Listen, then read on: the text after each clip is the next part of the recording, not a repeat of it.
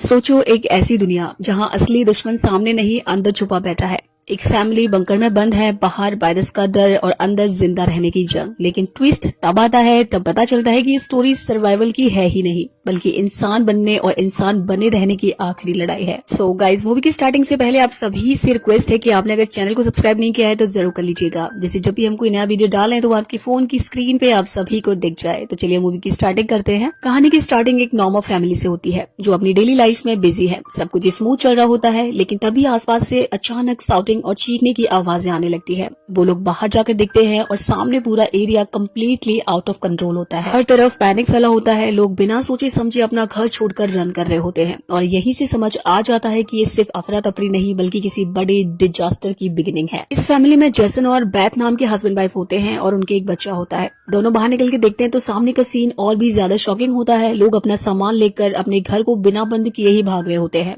जैसन अपने पड़ोसी से पूछता है कि तुम लोग कहाँ जा रहे हो, जिस पर वो घबराए हुए टोन में कहता है जितना जल्दी हो सके यहाँ से निकल जाओ। और ये सुनते ही जेसन और बैथ दोनों पूरी तरह पैनिक हो जाते हैं। बिना सोचे समझे वो अपनी पूरी फैमिली को गाड़ी में बिठाते हैं और सिटी से बाहर निकलने के लिए ट्राई करने लगते हैं। लेकिन रास्ते में उन्हें कुछ अजीब दिखता है, क्योंकि जो पड़ोसी कुछ देर पहले भाग रहे थे वही अब घबराए हुए हालत में वापस घर लौट रहे होते हैं। जेसन और बैथ गाड़ी से निकलकर सिचुएशन चेक करते हैं। तभी उन्हें पता चलता है कि सिटी से बाहर जाने वाला एकमात्र रास्ता पुलिस ने सील कर दिया है। आसपास में हेलीकॉप्टर्स लगातार पेट्रोलिंग कर रहे होते हैं। लाउड स्पीकर से अनाउंसमेंट होने लगती है कि सिटी के अंदर एक जहरीला वायरस स्प्रेड हो चुका है। और ये सुनते ही वहाँ पर मौजूद हर इंसान और भी ज्यादा पैनिक हो जाता है। अनाउंसमेंट में साफ कहा जा रहा था कि सभी लोगों को अपने अपने घर वापस लौटना होगा। और ये सुनकर जेसन थोड़ा सा शॉक्ड हो जाता है। उसके दिमाग में बस एक ही सवाल घूम रहा होता है कि अगर वायरस स्प्रेड हो रहा है तो फिर सबको वापस घरों में लॉक क्यों किया जा रहा है। और यहीं से जेसन को महसूस होने लगता है कि सिचुएशन में कुछ ना कुछ तो गलत होने वाला है। और तभी अचानक पहाड़ की तरफ से एक बड़ा सा पत्थर लुढ़कता हुआ आता है और सीधे उनकी कार पर आकर जोर से गिर जाता है।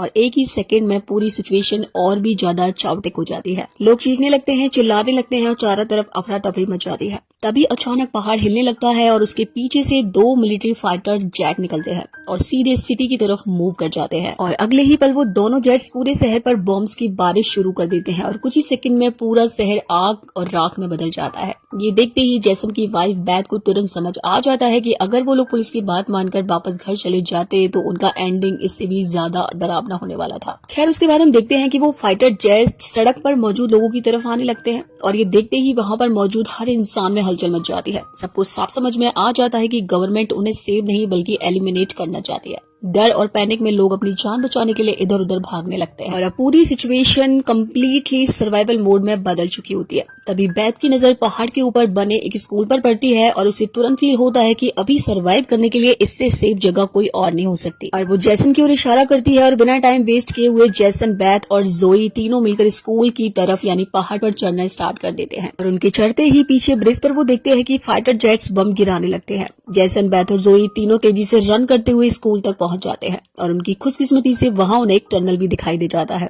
और बम धमाकों से कुछ सेकंड पहले तीनों जल्दी से उस टनल में घुस जाते हैं। और अब वो लोग जैसे ही बंकर का दरवाजा बंद करते हैं, ऊपर एक जोरदार धमाका होता है और खुशकिस्मती से वो लोग बंकर के नीचे होते हैं और इसीलिए उनकी जान बच जाती है। लेकिन उनके लिए सबसे हैरानी की बात ये थी कि आखिर ऐसा कौन सा वायरस था कि गवर्नमेंट पूरे शहर के लोगों को मारने का फैसला कर दिया। खैर, अब बाहर की सिचुएशन को देख के फिलहाल उन लोगों ने डिसाइड किया कि यही बंकर उनका नया होम होगा और अब वो लोग वहीं पर सेट हो जाते हैं। अच्छी बात ये थी कि बड़ी मात्रा में एक्सपायरी फूड भी वहाँ पर उन लोगों को पड़ा मिल जाता है जो तीनों के लिए लंबे समय तक काम कर सकता था। और अब जेसन बंकर का दरवाजा लोहे की जंजीर से अच्छी तरीके से लॉक कर देता है। अब वो लोग वहीं पर रुक जाते हैं, लेकिन जल्दी ही उन्हें एहसास होता है कि जमीन के नीचे रहना इतना आसान नहीं है। लेकिन अब उन लोगों के पास कोई दूसरा ऑप्शन नहीं था, इसीलिए वो लोग वहीं पे रहते हैं। खाली टाइम में वो लोग ताश खेलते थे, छुपन छुपाई खेलते थे। लेकिन इस डिजर्ट कट ऑफ लाइफ से जेसन के परिवार को मानो एंड ऑफ द वर्ल्ड की फीलिंग मिल रही थी। सबसे पहले उनकी बेटी इस लाइफ को हैंडल नहीं कर पा रही थी। वो जेसन से पूछती रहती थी कि पापा हम लोग यहाँ पर कब तक रहेंगे, लेकिन जेसन के पास इसका कोई भी जवाब नहीं होता था।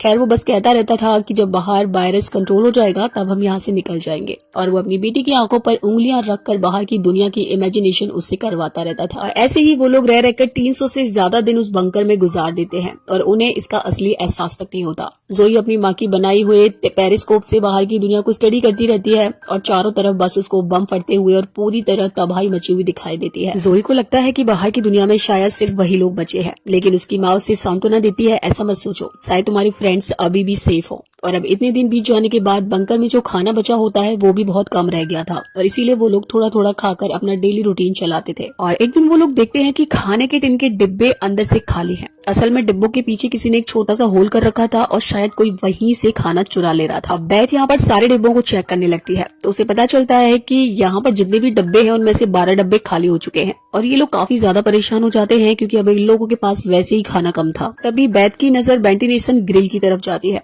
जो उसे लगता है कि शायद कोई चूहा वहां से अंदर आता है और खाना खा जाता है। देन हम देखते हैं अगले दिन जोई अपनी माँ के साथ ब्लॉक से खेल रही होती है और तभी पीछे से उसे हल्की सी आवाज आती है। अब जब जोई मुड़कर देखती है तो उसे वही वाला माउस दिखाई देता है जो टिन के फूड को चुराने की कोशिश कर रहा था। उससे पहले कि माउस वहां से भाग जाए जोई फौरन अपने पेरेंट्स को बुला लेती है और अब उनका मिशन क्लियर था माउस को रोकना क्योंकि वही उनका खाना चुरा रहा था और फूड की कमी थी। एंड अब जैसन उस माउस को पकड़ने के लिए रन करता है। माउस भी अपनी जान बचाने के लिए पूरे बंकर में इधर उधर भागने लगता है और माउस की टक्कर वहां पर रखी एक लालटेन से हो जाती है और अब वो लालटेन नीचे गिर जाता है जिसकी वजह से उसका शीशा टूट जाता है और पूरे टेबल में आग लग जाती है। देन जैसन और बैथ आग बुझाने की कोशिश करते हैं। कड़ी मेहनत के बाद फाइनली वो लोग आग पर काबू पा लेते हैं और वो चूहे को भी मार देते हैं। हालांकि अब उन्हें एहसास होता है कि उनकी मुश्किलें अब बढ़ने वाली हैं। आग तो बुझ गई थी लेकिन उससे निकलने वाला धुआं पूरे बंकर में चारों तरफ फैल चुका था। पूरा एरिया धुआं धुआं होने लग गया था और अब बंकर के वेंटिलेशन ग्रिल से धुआं ऊपर निकलने लगता है। ये देखकर सभी लोग पैनिक हो जाते हैं और उन्हें डर लगने लगता है कि धुएं की वजह से उनका लोकेशन पकड़ लिया जाएगा। रात का अंधेरा होने की वजह से जैसन सोचता है कि शायद धुआं रात में दिखाई नहीं देगा। उसे उम्मीद होती है कि शायद वो लोग सेफ रहेंगे और इसी तरह डर डर के वो पूरी रात बिताते हैं। सुबह होते ही जैसन पेरिस्कोप से बाहर देखता है तो उसके पैरों के नीचे से जमीन निकल जाती है। वो देखता है बाहर धुआं और डस्ट का गुबार उठा हुआ है और ये देखकर जैसन तुरंत समझ जाता है कि अब उनका लोकेशन एक्सपोज हो चुका है।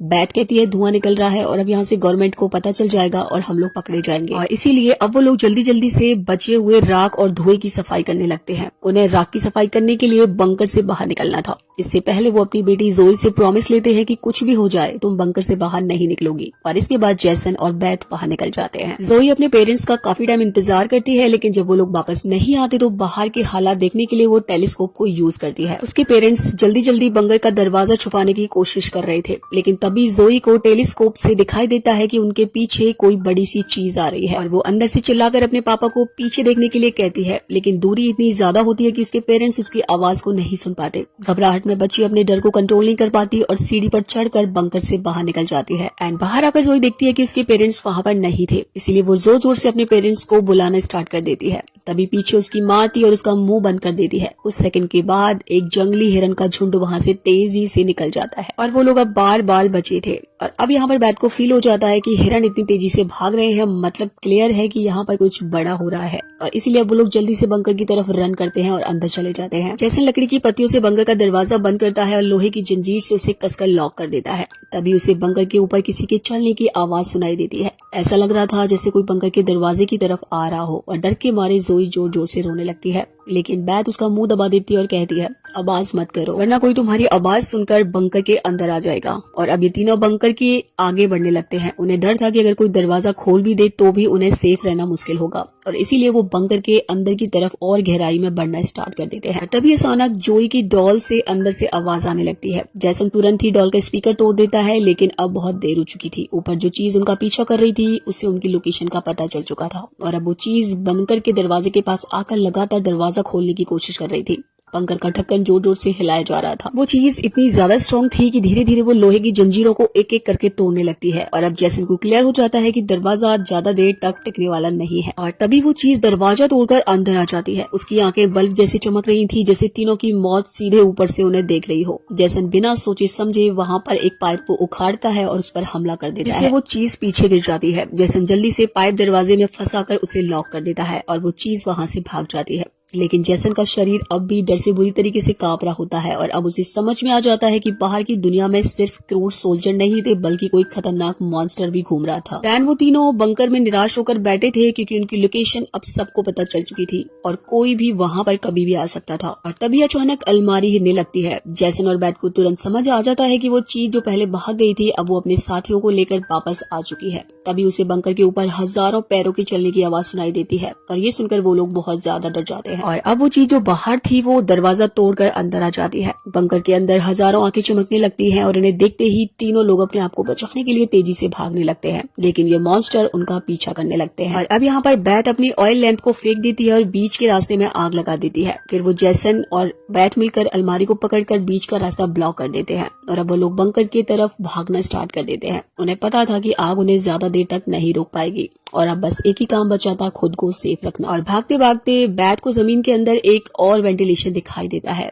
जैसन अपनी पूरी ताकत लगाकर अपनी बेटी और पत्नी को धीरे धीरे बाहर की तरफ धकेल देता है, लेकिन जब वो खुद बाहर निकलने की कोशिश करता है तो वो जगह काफी ज्यादा छोटी होती है, इसी वजह से वो बीच में फंस जाता है। वहीं दूसरी तरफ वो क्रिएचर उनकी तरफ तेजी से बढ़ रहे थे। जैसन को तुरंत वहां से निकलना था और इसीलिए वो अपने कंधे की हड्डी तोड़ देता है और दर्द में चिल्लाता है। फिर जल्दी से वो खुद को संभाल कर वेंटिलेशन से बाहर निकलने की कोशिश करता है, लेकिन तभी एक बड़ा क्रिएचर आता है और उसके पैर को पकड़कर उसे नीचे खींच लेता है। वो अपनी पत्नी का हाथ पकड़ता है और कहता है, चाहे कुछ भी हो जाए जोई को कुछ मत होने देना। और इसके बाद वो क्रिएचर उसे नीचे खींच लेता है। हसन उस क्रिएचर से बिल्कुल भी नहीं डरता है और उनका डट कर सामना करता है। उसी समय जोई और बैथ वहाँ से भाग जाते हैं। भागते भागते वो जल्दी से हाईवे पर जाते हैं ताकि वो इस शहर से बाहर निकल जाए, लेकिन वो देखते हैं कि हाईवे पर बहुत ही ऊंची दीवार बना दी गई है, यानी कि अभी शहर से कोई भी बाहर नहीं निकल सकता। तभी वहाँ पर एक आर्मी हेलीकॉप्टर उड़ते हुए आता है और उन दोनों के ऊपर अपनी तेज स्पॉटलाइट चमकाता है और उनके ऊपर एक नेट फेंक देता है जिसमें वो दोनों फंस जाती हैं। बैथ वहाँ से निकलने की काफी कोशिश करती है लेकिन नहीं निकल पाती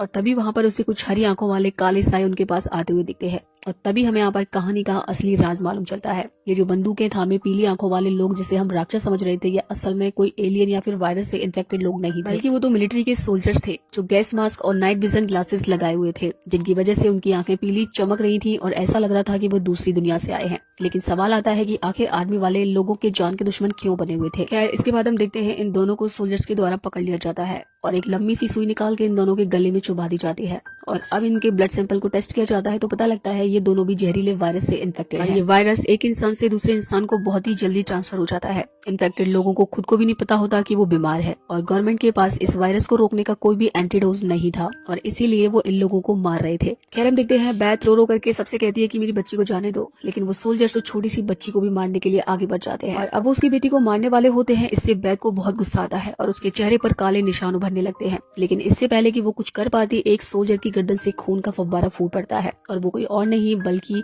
जैसन था जिसने उस सोल्जर को मौत के घाट उतार दिया था। एक्चुअली उस बंकर में जैसन मरा नहीं था बल्कि उसने खुद पर कंट्रोल खोकर वहाँ के सभी सोल्जर्स को मार डाला था और उस वक्त वो बहुत ज्यादा गुस्से में था। चेहरे पर काले निशान और आंखें गुस्से से लाल थी। उसके जिस्म की ताकत कई गुना बढ़ चुकी थी और साफ दिख रहा था कि अब वो पहले वाला जैसन नहीं है। वो वहाँ पर मौजूद सारे सोल्जर्स को झटपट मारने लगता है, लेकिन सोल्जर्स भी उस पर गोलियां चला देते हैं जिनकी वजह से वो जमीन पर गिर जाता है और अब वो सोल्जर्स बैथ और जोई की तरफ बढ़ते हैं, लेकिन इतनी देर में बैथ और जोई वहाँ से भाग चुकी थी एंड सोल्जर उनको ढूंढने लग जाते हैं। तब हम देखते हैं बैथ भी अब एक मॉन्स्टर बन चुकी थी और अपनी बेटी को कार के अंदर छिपा करके खुद उन सोल्जर से लड़ने लग जाती है। कई सारे सोल्जर्स को वो मार देती है, लेकिन एंड में उसको भी गोली लग जाती है जिसकी वजह से वो गिर पड़ती है और अपने माँ बाप की ये हालत देखकर जोई भी अब अपना आपा खो देती है और वो एक ही छलांग में सोल्जर को गिराकर उसके मास्क को तोड़ देती है और अब वो उसको मारने वाली होती है कि बैथ उसे रोक लेती है क्योंकि वो नहीं चाहती थी कि उसकी बेटी भी उनकी तरह एक मॉन्स्टर बन जाए। बैथ उसको शांत करवाती है और धीरे धीरे जोई वापस से इंसान बन जाती है, लेकिन सोल्जर की किस्मत इतनी अच्छी नहीं थी। उसका सेफ्टी मास्क टूट चुका था और वो धीरे धीरे वायरस से इन्फेक्टेड हो जाता है। दूसरी तरफ जैसन की हालत बहुत खराब हो जाती है